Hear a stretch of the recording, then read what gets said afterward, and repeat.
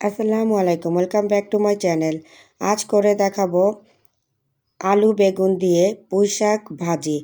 এভাবে আলু এবং বেগুন দিয়ে পুঁইশাক ভাজি করলে খেতে লাগে অসাধারণ। আপনারা বাসায় এভাবে পুঁইশাক ভাজিটি করে দেখুন, নিমিষেই এক থালা ভাত শেষ হয়ে যাবে ইনশাল্লাহ, এবং ছোট বড় সবাই অনেক মজা করে খাবে। মজাদার পুঁইশাক ভাজিটি করার জন্য একটি প্যানের মধ্যে নিয়ে নিয়েছি একটি বেগুন, একটি আলু এবং পুঁইশাক, সব মিলিয়ে প্রায় 1 কেজির মতো হয়েছে। আলুগুলোকে একেবারে মোটা বা একেবারে পাতলা করে কাটিনি। পুঁইশাকগুলোকে ডাঁটা সহ নিয়েছি। বেগুনগুলোকে একটু লম্বা লম্বা মোটা মোটা করে কেটেছি। সাথে দিয়ে দিয়েছি 8 থেকে 9টি কাঁচামরিচ ফালি। এই পুঁইশাক ভাজিটি একটু ঝাল ঝাল খেতে অনেক বেশি মজা। সাথে দিয়ে দিয়েছি হাফ চা চামচ হলুদের গুঁড়া এবং হাফ চা চামচ লবণ। হলুদ লবণটা দিয়ে একটু নেড়ে দিতে হবে। হলুদ লবণটা নেড়ে শাকের সাথে মিশিয়ে দিতে হবে। তবে এই শাক ভাজিটা করার জন্য কোনো পানি দেওয়ার দরকার নেই। এখন ঢাকনা দিয়ে ঢেকে দিব 5 থেকে 6 মিনিটের জন্য। চুলার আঁচ মিডিয়ামে থাকবে। হাই হিটে দিলে শাকটা পুড়ে যাবে এবং শাকের কালারটাও নষ্ট হয়ে যাবে। 6 মিনিট হয়ে গিয়েছে, ঢাকনাটা তুলে নিয়েছি, নেড়ে দিচ্ছি। শাকগুলো সিদ্ধ হয়ে গিয়েছে, আলুগুলো প্রায় সিদ্ধ হয়ে গিয়েছে। আলুগুলোকে একটু ভেঙে ভেঙে দিচ্ছি। আলুগুলোকে একটু ভেঙে ভেঙে দিলে দেখতে সুন্দর লাগবে এবং শাকের সাথে সুন্দরভাবে মিশে যেতে সাহায্য করবে। আমি এখানে বড় সাইজের একটি আলু দিয়েছি, আপনারা এখানে 2টি আলু দিয়ে দিবেন ছোট সাইজের হলে। আলুগুলোকে ভেঙে ভেঙে দিচ্ছি। বড় বড় আস্তে আস্তে আলু থাকলে দেখতে সুন্দর লাগে না এবং খেতেও ততটা ভালো লাগে না, তার জন্য অবশ্যই ভেঙে ভেঙে দিতে হবে। আরও 2 মিনিট চুলায় রেখে পানিটা প্রায় শুকিয়ে আসার পরে চুলাটি বন্ধ করে দিতে হবে। অন্য একটি প্যানের মধ্যে দিয়ে দিয়েছি সামান্য তেল। তেল দিয়ে এর মধ্যে দিয়ে দিব 2টি শুকনা মরিচ। শুকনা মরিচ দুটিকে আমি একটু কেটে কেটে দিব। কেটে কেটে দিলে এর মধ্যে ঝালটা এবং ফ্লেভার দুটোই ছড়াতে সাহায্য করবে। শুকনো মরিচ দিয়ে তেলের মধ্যে একটু ভেজে নিতে হবে। মরিচটার কালারটা যখন চেঞ্জ হয়ে যাবে এবং মরিচ ভালো করে ভাজা হবে, তখন এর মধ্যে দিয়ে দিব 2টি মিডিয়াম সাইজের পেঁয়াজ কুচি এবং 5 থেকে 6টি রসুন কুচি।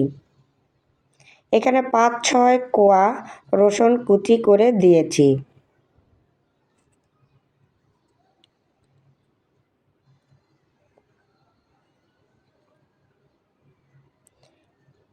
পেঁয়াজগুলোকে নেড়ে একটু ভেঙে ভেঙে দিচ্ছি।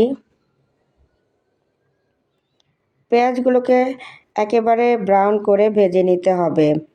এর সাথে রসুনগুলো সুন্দরভাবে ব্রাউন হয়ে যাবে।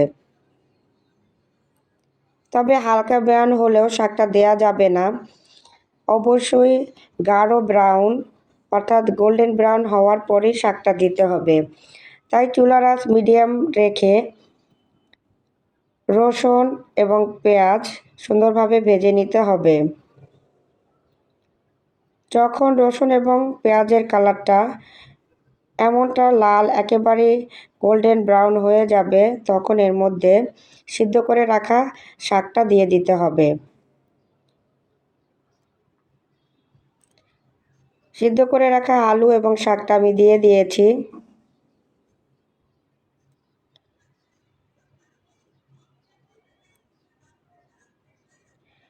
এখন নেড়ে দিচ্ছি। নেড়ে পেঁয়াজ রসুন এর সাথে শাকটা মিলিয়ে নিচ্ছি। আবারও একটু নেড়ে আলুগুলোকে এবং ডাঁটাগুলোকে হালকা একটু ভেঙে ভেঙে দিচ্ছি, এতে করে সব কিছু সুন্দরভাবে মিশে যেতে সাহায্য করবে, তেলটাও সুন্দরভাবে ডাঁটার মধ্যে প্রবেশ করবে। আমি চেক করে দেখেছি শাকের মধ্যে একটু লবণ কম হয়েছে, তার জন্য সামান্য একটু লবণ অ্যাড করে দিয়েছি। প্রথম পর্যায়ে আপনারাও লবণটা কম দিবেন, শেষে লবণটা চেক করে দেখবেন, কম হলে আরেকটু অ্যাড করে দেখবেন। প্রথম পর্যায়ে বেশি দিয়ে দিলে লবণটা বেশি হয়ে যায়। এখন এর মধ্যে দিয়ে দিয়েছি হাফ কাপ ধনিয়া পাতা কুচি। যে কোনো ভাজিতে ধনিয়া পাতা দিলে তার স্বাদটা বেড়ে যায় অনেক গুণ। ধনিয়া পাতা দিয়ে চুলার আঁচ মিডিয়াম করে দিতে হবে এবং আরও 2 মিনিট নেড়ে নিব। যখন পুঁইশাক ভাজিটি থেকে পানিটা একেবারেই শুকিয়ে যাবে এবং তেলটা হালকা দেখা যাবে, তখন বুঝতে হবে ভাজিটা হয়ে গিয়েছে। আপনাদেরকে দেখিয়ে দিচ্ছি, তেলটা কিন্তু দেখা যাচ্ছে, কোনো পানি দেখা যাচ্ছে না এবং তেলটাও পুঁইশাকের গায়ে সুন্দরভাবে লেগে লেগে গিয়েছে। যখন এমনটা হবে তখন বুঝতে হবে ভাজিটা হয়ে গিয়েছে। তবে পানি পানি থাকলে কিন্তু ভালো লাগবে না। পুঁইশাক ভাজির এটাই হচ্ছে বিশেষত্ব। এরই সাথে তৈরি হয়ে গেল অসাধারণ স্বাদে খুবই মজার আলু বেগুন দিয়ে পুঁইশাক ভাজি। আপনারা এই মজাদার পুঁইশাক ভাজিটি বাসায় ট্রাই করবেন এবং চাইলে আমাকে জানাতে পারেন কেমন হয়েছে। রেসিপিটি ভালো লাগলে লাইক দিবেন, কোনো প্রশ্ন থাকলে কমেন্টে জানাবেন এবং সবার মাঝে ছড়িয়ে দিতে শেয়ার করবেন। আমার চ্যানেলে থাকা আরও নতুন নতুন এবং আনকমন রেসিপি পেতে হাদিমাই মম কিচেন চ্যানেলটি সাবস্ক্রাইব করবেন। সবাইকে আমার সাথে থাকার জন্য অসংখ্য ধন্যবাদ জানাচ্ছি।